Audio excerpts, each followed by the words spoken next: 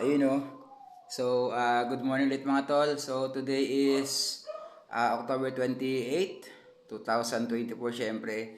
Oras natin 9:10 ng umaga. Kakatapos lang natin mag-jogging today. Mga 30 minutes lang yon. Kaya medyo pawis-pawis pa tayo ngayon. So, today is day 5 ng ating Project 30 na kung saan ay mag-push up tayo ng 100 per day. Panglimang araw na natin ngayon. So, let's go. Yan. Right now. Yun.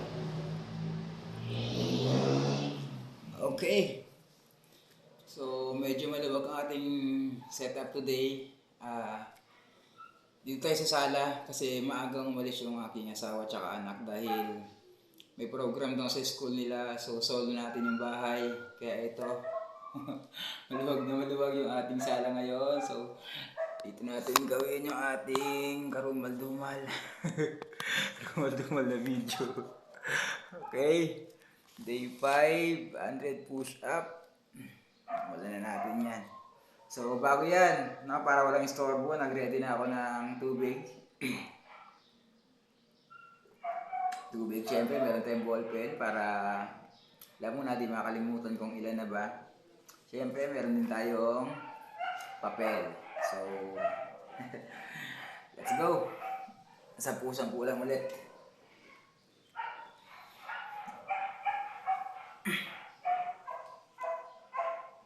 One, two, three, 4, 5, 6, 7, 8, 9, 10. Okay, 10. So, sulat muna natin. 10.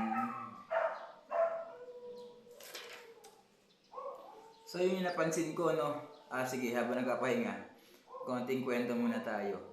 Kapag everyday mo nang ginagawa yung push-up, parang darating yung time na parang feeling mo, madali na lang. No? Yung 10, parang hindi na masyadong mahirap. Not just like before. Yung 10 ang hirap ng 10. So ngayon, since pang day 5 na natin, medyo basic na lang sa atin. So, let's go. Another 10. Mga 20.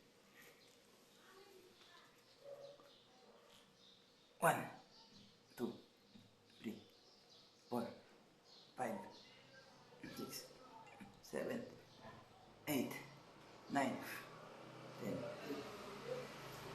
Okay, 20. 20.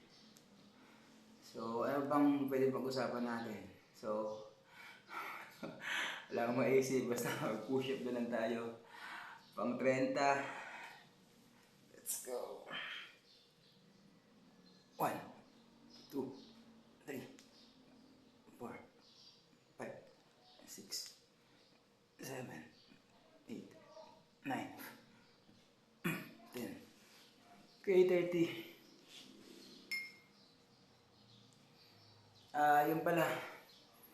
Yung distance ng kamay ko, di ba? Sinasakto ko lang dito sa tiles namin. Yung pinakadulo, ayan. Dito, tsaka dito. Kaya kung meron diyang mas, tawag dito, mas magaling sa akin sa form, o baka feeling nyo mali yung push up ko. So, pabigyan nyo na dahil wala naman talaga akong totally, di ba? Di ko inaral to kung paano yung tamang form. Basta, yung normal push up ko lang. Tapos, sinasakto ko nga lang dito sa pinakagilid ng floor. So, hindi ko pa tinatry yung butterfly, yung medyo magkadikit. So, ito muna. Siguro, next